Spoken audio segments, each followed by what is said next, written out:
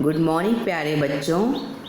आज मैं आपको बीटीआर के नए सेमेस्टर स्कीम के सिलेबस के अकॉर्डिंग अप्लाइड फिज़िक्स 1 के यूनिट 4 प्रॉपर्टीज़ ऑफ मैटर को डिस्कस करने जा रही हूँ। इस यूनिट के अंदर कई सारे कंटेंट हैं जो कि हम डिस्कस करेंगे, जो आपको स्क्रीन पे दिखाए हुए हैं सब टॉपिक सभी। आज इस लेक्चर में जो हम डिस्कस करने जा रहे हैं वो है 4.1 इलास्टिसिटी। इलास्टिसिटी के बारे में हम जानेंगे क्या होता है।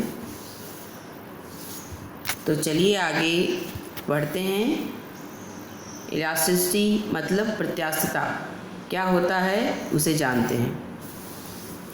प्रत्यास्थता जैसा नाम है उसी के आधार पर ही इसका गुण है। जब किसी भी वस्तु पर हम बाह्य बल लगाते हैं तो उस वस्तु की लंबाई, आयतन अथवा आकृति में कुछ न कुछ परिवर्तन हो जाता है बाह्य बल के कारण। और यदि हम वह बल हटाएं और हटाने पर वह वस्तु अपनी पूर्व स्थिति में आ जाती है तो इस बाह्य बल को हम विरूपक बल कहते हैं, तथा वस्तु के इस गुण को, कौन से गुण को, कि बल के, विरूपक बल के हटाने पर वस्तु के द्वारा अपनी पूर्व की स्थिति में आ जाना, यह जो गुण है, इस गुण को अगर कोई वस्तु रखती है तो उस वस्तु को के इस गुण को हम प्रत्यास्थता कहते हैं। यानी वह वस्तु प्रत्यास्थता का गुण दर्शाती है। यदि उस पर विरूपक बल हटाएं और वस्तु अपनी पूर्ववत स्थिति में आ जाए तो हम यह कह सकते हैं कि इस वस्तु में प्रत्यास्थता का गुण है। इस प्रकार प्रत्यास्थता पदार्थ का वह गुण है जिसके कारण वस्तु उस पर लगाए गए बाह्य बल से उत्पन्न किसी भी प्रकार के परिवर्तन का विरोध करती है, तथा जैसे ही बल हटा लिया जाता है वह अपनी पूर्व अवस्था में वापस आ जाती है।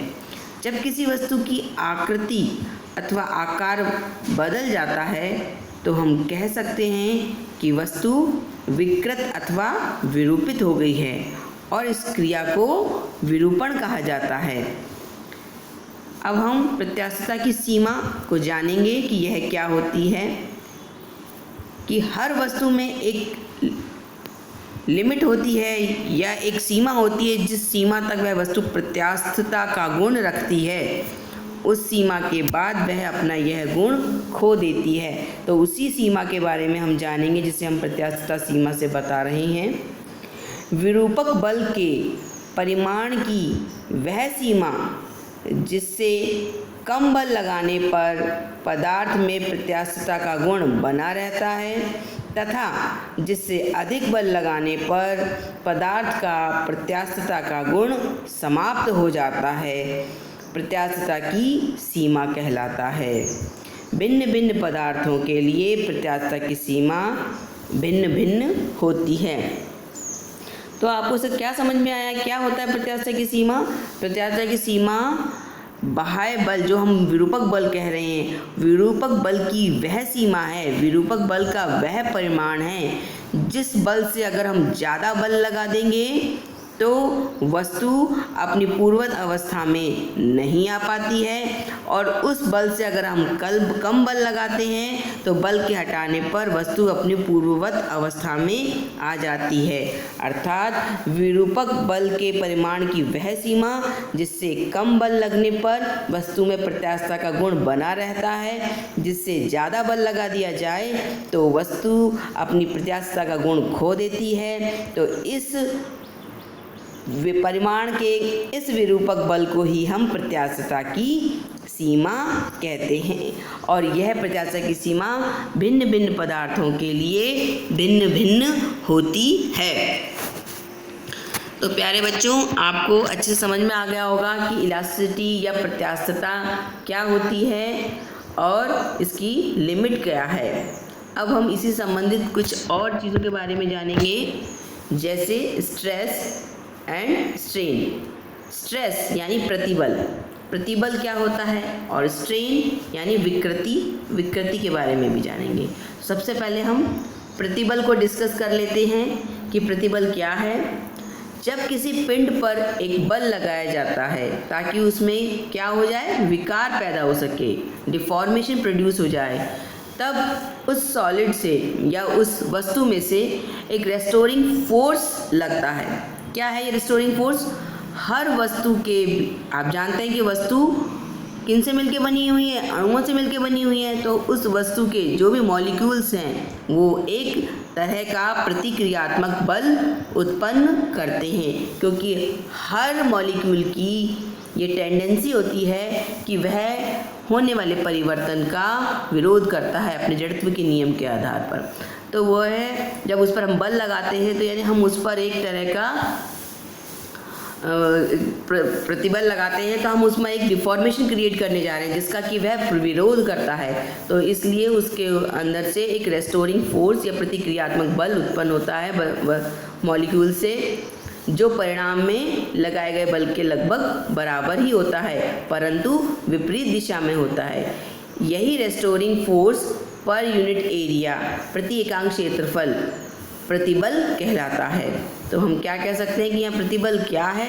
यदि जो रेस्टोरिंग फोर्स उत्पन्न हो रहा है उसका परिमाण F माना जाए और क्षेत्रफल, वस्तु का क्षेत्रफल A माना जाए, तो प्रतिबल क्या होगा? रेस्टोरिंग फोर्स प्रति एकांक क्षेत्रफल यानी F/A। तो प्रतिबल क्या है? प्रतिबल है प्रतिक्रियात्मक बल जो उत्पन्न हो रहा है पर यूनिट एरिया, प्रतिबल बराबर F/A, जो कि परिमाण में प्रतिक्रियात्मक बल अप्लाइड फोर्स के बराबर ही होता है, बट डायरेक्शन उसकी विपरीत होती है। तो प्रतिबल का SI सिस्टम में अगर हम मात्रक देखें तो क्या होगा? न्यूटन पर मीटर स्क्वायर या न्यूटन मीटर की पावर -2। तो आपको अच्छे समझ में होगा प्रतिबल क्या होता है।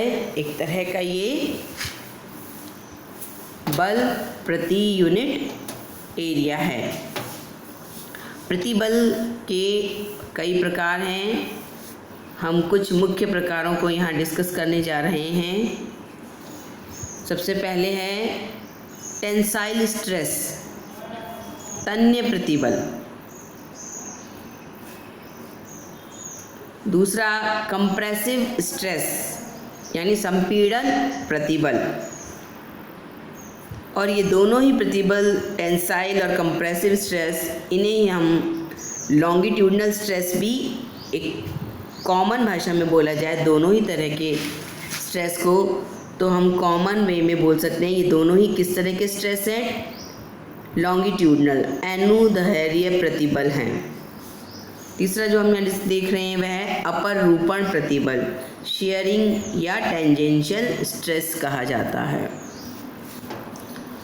इसके अलावा भी एक और होता है जिसे हम जलीय प्रतिबल कहते हैं, हाइड्रोलिक स्ट्रेस या वॉल्यूम स्ट्रेस भी कहते हैं, तो उसे भी हम डिस्कस करेंगे। तो अब हम स्टेप बाय स्टेप एक एक करके डिस्कस करते हैं ये क्या होते हैं। सबसे पहले टेंसाइल स्ट्रेस। किसी सिलेंडर को जब हम उसके पार अनुभागीय क्षेत्रफल यानी के अधोलंब, normal to the cross sectional area, उसकी जो सतह है उस सतह के अभिलंब दिशा में, नॉर्मल डायरेक्शन में जब हम उस पर कोई बल लगा के उसे खींचते हैं, सिलेंडर की सतह पर अभिलंब दिशा में बल लगाकर जब उसे खींचा जाता है, तब उसमें जो रेस्टोरिंग बल प्रति यूनिट एरिया उत्पन्न होता है उसे ही हम टेंसाइल स्ट्रेस या तन्य प्रतिबल कहते हैं। अब हम जाने संपीड़न प्रतिबल क्या होता है।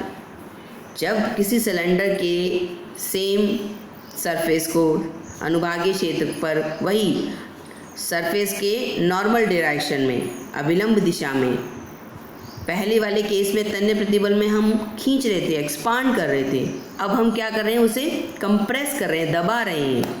डायरेक्शन फोर्स की क्या है, अब भी वह सरफेस के नॉर्मल डायरेक्शन में है, लेकिन पहले क्या था, सरफेस के नॉर्मल डायरेक्शन में बाहर की तरफ, जिससे कि वस्तु एक्सपांड हो जाए, खींची जाए। और अब हम क्या कर रहे हैं, सरफेस के नॉर्मल डायरेक्शन में बट अंदर की तरफ, जिससे कि वस्तु को कंप्रेस किया जा सके, दबाया जा सके। तो जब हम इस तरह का बल लगाते हैं तो जो वस्तु में रेस्टोरिंग फोर्स डेवलप होता है पर यूनिट एरिया, उसे ही हम संपीड़न प्रतिबल या कंप्रेसिव स्ट्रेस कहते हैं। ये दोनों ही बल मैं आपको प्रतिबल पहले ही बता चुकी हूँ। ये कॉमन वे में इन्हें अनुदैर्ध्य प्रतिबल कहा जाता है। अनुदैर्ध्य प्रतिबल टेंसाइल स्ट्रेस भी हो सकता है और कंप्रेसिव स्ट्रेस भी हो सकता है, क्योंकि दोनों में ही बल की डायरेक्शन क्या होती है, सरफेस के नॉर्मल डायरेक्शन में, इसलिए इन दोनों को ही अनुदैर्ध्य प्रतिबल कहा जाता है। अब हम जानेंगे अपरूपण प्रतिबल। जब दो समान परंतु विपरीत सतह सिलेंडर की, समान आमने सामने की परंतु विपरीत सतह को जब हम विपरीत दिशा में, सतह को हम समानांतर रखते हुए क्रॉस सेक्शनल एरिया के समानांतर दिशा में बल लगा रहे हैं। ध्यान रखें बच्चों, इससे पहले वाले केस में हमने डिस्कस किया था कि हमारे फोर्स की डायरेक्शन क्या थी, normal to the cross sectional area. जो हमारा एरिया है, सतह है वस्तु की, उसके नॉर्मल डायरेक्शन में फोर्स था, चाहे वह अपवर्ड ऊपर की तरफ हो, चाहे डाउनवर्ड नीचे की तरफ हो। परंतु अपरूपण प्रतिबल में जो फोर्स हम लगाते हैं, विरूपक बल जो हम लगाएंगे, वह सतह के ही दिशा में लगता है, क्रॉस सेक्शनल एरिया के पैरेलल डायरेक्शन में लगेगा। सतह पृष्ठ की दिशा में ही बल लगता है, परंतु हम यहाँ सिलेंडर की दो सतह ले रहे हैं और उनमें लगने वाला बल जो हम सतह के ही समानांतर लेंगे वह विपरीत दिशा में लेंगे। एक पर अगर हम बल पूर्व की दिशा में लगाएंगे तो दूसरे पर हम बल पश्चिम की दिशा में लगा रहे हैं, पर लगेगा सतह के ही पैरेलल डायरेक्शन में। तब हम क्या देखते हैं कि इस तरह का बल लगाने पर वस्तु में शियरिंग यानी ट्विस्टिंग पैदा हो जाती है। तो ट्विस्टिंग पैदा होने पर क्या परिवर्तन आता है, जो रेस्टोरिंग फोर्स डेवलप होगा प्रति यूनिट एरिया, उसे ही हम शियरिंग या टेंजेंशियल स्ट्रेस कहते हैं। बच्चों, बहुत ही ध्यान रखने वाली बात है कि जब भी बल सरफेस के नॉर्मल डायरेक्शन में होगा तो वो लॉन्गिट्यूडनल स्ट्रेस होगा, it may be tensile stress, it may be compressive stress. लेकिन यदि हम फोर्स को सरफेस के ही पैरेलल डायरेक्शन में लगा रहे हैं, दो विपरीत फेसेस के ऊपर लगा रहे हैं, फेस के ही पैरेलल डायरेक्शन में, अपोजिट डायरेक्शन में, तो जो ट्विस्टिंग पैदा होती है, जो उसमें रेस्टोरिंग फोर्स डेवलप होता है पर यूनिट एरिया, उसे हम अपरूपण प्रतिबल कहते हैं। इसके अलावा मैंने आपको एक और तरह का स्ट्रेस डिस्कस करने के लिए बोला था कि वो डिस्कस करेंगे, वो है हाइड्रोलिक या वॉल्यूम स्ट्रेस। ये किस तरह का स्ट्रेस है, जब किसी गेंद को उच्च दबाव वाले तरल में डाल दिया जाता है तो उस गेंद पर हर ओर से, चारों तरफ से एक समान बल लगता है। यह बल हर बिंदु पर कैसा होता है, परपेंडिकुलर, अधोलंब होता है। तो उसकी हर बिंदु पर नॉर्मल डायरेक्शन में उस पर परपेंडिकुलर लगने वाला होता है। और गेंद आंतरिक रेस्टोरिंग फोर्स लगाती है जो तरल के बल के समान परंतु विपरीत दिशा में होता है। गेंद तरल से बाहर निकलने पर पुनः अपने आकार में आ जाती है। आपने देखा होगा, जैसे ही हमने ये उच्च दबाव वाले तरल में उसको गेंद को डाला तो गेंद पर बल लगा, प्रेशर लगा, जिसके कारण उसके क्या चेंज आएगा, उसके आयतन में परिवर्तन आता है। क्या परिवर्तन आता है इस तरह के प्रतिबल में, आयतन में परिवर्तन आता है। टेंसाइल या कंप्रेसिव स्ट्रेस के अंदर हम क्या देखते हैं, परिवर्तन कहाँ आता है, लंबाई में या चौड़ाई में। ठीक है ना, किसी एक पर्टिकुलर वन डायमेंशनल है, एक ही दिशा में परिवर्तन आता है। जबकि वॉल्यूम स्ट्रेस जब लगाया जाता है तब वॉल्यूम में चेंज आता है, वस्तु के आयतन में परिवर्तन आता है। और अपरूपण प्रतिबल लगाने पर वस्तु की आकृति में परिवर्तन आ जाता है, उसका शेप चेंज हो जाता है। जबकि टेंसाइल और कंप्रेसिव स्ट्रेस में शेप चेंज नहीं होगा, ना वॉल्यूम स्ट्रेस के अंदर शेप चेंज होता है। वॉल्यूम ज़रूर डिक्रीज़ या इंक्रीज़ हो जाएगा, लेकिन शेप में परिवर्तन नहीं आता। अपरूपण प्रतिबल के अंदर वस्तु की शेप में या उसकी आकृति में परिवर्तन आ जाता है। तो हम यहाँ डिस्कस कर रहे थे वॉल्यूम स्ट्रेस। तो जब हमने उस पर बल लगाया परपेंडिकुलर डायरेक्शन में सभी फेसेस के ऊपर से, देखिए इससे पहले वाले केसेस में हमने किसी एक सतह पर नॉर्मल डायरेक्शन में बल लगाने की बात करी थी टेंसाइल या कंप्रेसिव स्ट्रेस में। अपरूपण प्रतिबल में हम दो फेसेस पे बल लगा रहे हैं, वो भी विपरीत डायरेक्शन में। जबकि हम जब हाइड्रोलिक स्ट्रेस की बात करते हैं तब हम कहते हैं कि वस्तु पर उसके सभी फेसेस के ऊपर फोर्स लग रहा है, और किस डायरेक्शन में? नॉर्मल डायरेक्शन में, परपेंडिकुलर डायरेक्शन में फोर्स लग रहा होता है। अगर वस्तु का शेप क्यूब है तो क्यूब की सभी 6 फेसेस के ऊपर बल लग रहा होता है, चाहे नॉर्मल डायरेक्शन में, चाहे तो वो बाहर की तरफ हो चाहे वो अंदर की तरफ हो। बाहर की तरफ होगा तो वॉल्यूम इंक्रीज़ होता है, और जब अंदर की तरफ लगाते हैं तो वॉल्यूम डिक्रीज़ होता है। तो यानी इस तरह का जब कोई बल लगता है जिससे कि वस्तु के आयतन में परिवर्तन आता है, तो उस समय वस्तु जो रेस्टोरिंग फोर्स डेवलप करती है पर यूनिट एरिया, उसे ही हम हाइड्रोलिक स्ट्रेस या वॉल्यूम स्ट्रेस कहते हैं। तो प्यारे बच्चों, यहाँ मैंने आपको सभी तरह के स्ट्रेस डिस्कस कर दिए हैं। इनका कंपैरिजन भी मैंने आपके सामने डिस्कस कर लिया है कि टेंसाइल और कंप्रेसिव स्ट्रेस कैसे होते हैं, इनका नेचर कैसा होता है और इन पे फोर्स की डायरेक्शन क्या होती है और इनसे क्या चेंज आता है। इनसे केवल 1 डायमेंशनल लंबाई या उसकी चौड़ाई में परिवर्तन आता है वस्तु की, जबकि वॉल्यूम स्ट्रेस के अंदर, हाइड्रोलिक स्ट्रेस के अंदर उसके आयतन में परिवर्तन आएगा, या तो आयतन बढ़ेगा या घटेगा। और जबकि अपरूपण प्रतिबल के अंदर वस्तु की आकृति में, यानी यहाँ कोणीय परिवर्तन आता है, यहाँ कोणीय विस्थापन डेवलप होता है, क्योंकि ट्विस्ट हो जाता है वस्तु और इसके कारण उसकी आकृति बदल जाती है, और इसलिए उसमें जो चेंज आता है वो आकृति में चेंज आता है। इस तरह के आपको तीनों तरह के ही मैंने चेंजेस डिस्कस कर लिए हैं प्रतिबल की सहायता से। अब हम एक और इम्पॉर्टेंट पैरामीटर डिस्कस करेंगे इलास्टिसिटी को और अच्छे से समझने के लिए, वो है विकृति, स्ट्रेन। यदि हम कहीं पर स्ट्रेस की बात करें और स्ट्रेन की बात ना आए, ऐसा हो नहीं सकता। ये एक दूसरे के लगभग पूरक प्रॉपर्टीज़ हैं कि किसी वस्तु में पर अगर आप स्ट्रेस लगाएंगे तो उसमें स्ट्रेन डेवलप होगा ही होगा, विकृति उत्पन्न होगी ही होगी। और यदि विकृति उत्पन्न हो रही है तो आप कह सकते हैं कि उस पर वस्तु पर स्ट्रेस आवश्यक रूप से लग ही रहा है, तभी उसमें विकृति आ रही है। तो विकृति क्या है?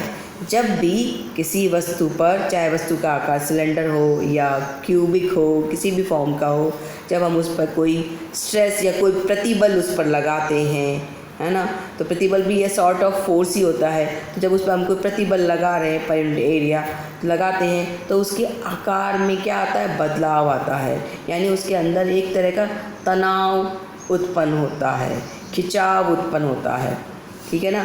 तो उसको हम विकृति कहते हैं। जैसे कि किसी वस्तु, कोई तार है, अगर हम उस पर कोई वेट लटका दें तो क्या होता है? उसकी लंबाई में कुछ ना कुछ, क्योंकि एक पर्टिकुलर डायरेक्शन में बल लग रहा है, उससे क्या होता है? उसकी लंबाई की दिशा में अगर हमने भार लटकाया है तो उसकी लंबाई में थोड़ा परिवर्तन आ जाएगा। और अगर उसकी मूल लंबाई L हो और परिवर्तन डेल्टा L हो तो क्या हो जाएगा? तो उसमें विकृति क्या होती है? मूल लंबाई में वृद्धि एवं मूल लंबाई के अनुपात को ही हम विकृति कह देते हैं। तो चूंकि विकृति यहाँ क्या है? एक अनुपात है, क्या है? एक रेशियो है, इसलिए ये कैसी क्वांटिटी होती है? यूनिट लेस क्वांटिटी होती है, इसकी कोई विमा नहीं होती है। और अगर हम स्ट्रेन यानी विकृति को डिस्कस करें तो विकृति भी मुख्यतः 3 प्रकार की होती है, 2 से 3, 2 प्रकार की कहें या 3 प्रकार की कहें, कहीं पर 2 प्रकार की बताते हैं, कहीं 3। हम यहाँ 3 तरह की विकृतियाँ आपको डिस्कस करने जा रहे हैं। सबसे पहले है अनुदैर्ध्य विकृति, लॉन्गिट्यूडनल स्ट्रेन। तो ये मैं आपको पहले ही बता चुकी हूँ कि जब भी हम टेंसाइल या कंप्रेसिव स्ट्रेस लगाते हैं किसी भी वस्तु पर, और ये दोनों ही स्ट्रेस कैसे हैं, लॉन्गिट्यूडनल स्ट्रेस है, तो इसके कॉरस्पॉन्डिंग जो वस्तु में विकृति, जो चेंज डेवलप आता है, चेंज का रेशो है change in length divided by original length, तो वही चीज़ है, उसे ही हम विकृति कहते हैं। तो हम चाहे कंप्रेसिव स्ट्रेस लगाएं चाहे टेंसाइल स्ट्रेंथ लगाएं, किसी पर्टिकुलर एक डायरेक्शन की लेंथ में चेंज आ जाता है, तो उस समय जो विकृति उत्पन्न हो रही है उसे हम अनुदैर्ध्य विकृति कह रहे हैं। माना स्ट्रेस लगाने से पहले सिलेंडर की लंबाई L थी और स्ट्रेस लगाने के बाद लंबाई में परिवर्तन, देखिए लंबाई में परिवर्तन की बात कर रहे हैं, change in length delta L अगर आता है तो अनुदैर्ध्य विकृति क्या होगी, डेल्टा L अपॉन L। अब हम जानेंगे अपरूपण विकृति। जैसा इसका नाम है उसी से समझ में आना चाहिए। यदि हमने जो प्रतिबल लगाया है वस्तु पर, यदि वह प्रतिबल जो हमने वस्तु पर लगा रखा है वह अपरूपण प्रतिबल है, शेयरिंग या टेंजेंशियल स्ट्रेस हम वस्तु पर लगा रहे हैं, और आप जानते हैं कि जब भी हम शेयरिंग और टेंजेंशियल स्ट्रेस की बात करते हैं तो हम क्या कर रहे होते हैं, उसमें वस्तु के दो फेसेस पे अपोजिट डायरेक्शन में, फेस के पैरेलल डायरेक्शन में हम बल लगाते हैं। तो हम पहले भी आपको डिस्कस कर चुके हैं, जब भी बल लगाते हैं तो माना उसकी में डेल्टा x का विस्थापन आता है, और अगर सिलेंडर की लंबाई L है तो शेयरिंग स्ट्रेन, टेंजेंशियल स्ट्रेन की वैल्यू क्या होगी, डेल्टा x बटे L, जिसे हम कोण के रूप में नापते हैं tan थीटा, और अगर थीटा का मान बहुत कम हो तो tan theta nearly equal to theta ही माना जाता है। इस थीटा को ही हम क्या कहते हैं, उसका कोणीय विस्थापन है, जो कि अपरूपण विकृति को दर्शाता है। आयतन विकृति, तीसरी विकृति है आयतन विकृति। जब भी कभी हाइड्रोलिक स्ट्रेस या वॉल्यूम स्ट्रेस वस्तु पर लगाया जाता है तो उसमें कौन सी विकृति उत्पन्न होगी, वॉल्यूम स्ट्रेन, आयतन विकृति उत्पन्न होगी। यदि गेंद का ओरिजिनल आयतन V था स्ट्रेस लगाने से पहले, और स्ट्रेस लगाने के बाद उसके आयतन में परिवर्तन, देखिए आयतन में परिवर्तन दोनों ही रूप में हो सकता है, आयतन बढ़ भी सकता है और घट भी सकता है, डिपेंड करता है कि उस पर लगने वाले बल की डायरेक्शन क्या है। यदि सभी फेसेस पे लगने वाले बल की डायरेक्शन बाहर की तरफ है तो वॉल्यूम एक्सपांड हो जाता है, और सभी फेसेस पे लगने वाले बल की डायरेक्शन अगर डाउनवर्ड है तो वो कंप्रेस हो जाती है वस्तु और वॉल्यूम डिक्रीज हो जाता है। तो जो आयतन में परिवर्तन अगर डेल्टा V है और ओरिजिनल आयतन जो वस्तु का था बल लगाने से पूर्व V है, तो आयतन विकृति का मान डेल्टा V अपॉन V होता है। तो प्यारे बच्चों, मैं आशा करती हूँ कि आपको ये अच्छे से समझ में आ गया होगा विकृति क्या होती है, कितने तरह की विकृति है। जो जैसे कि हमने प्रतिबल पढ़े थे, जितने तरह के प्रतिबल थे उसी के कॉरस्पॉन्डिंग उतनी ही तरह की विकृतियाँ थी। जब हम अनुदैर्ध्य प्रतिबल लगाएंगे तो उत्पन्न विकृति अनुदैर्ध्य विकृति होगी।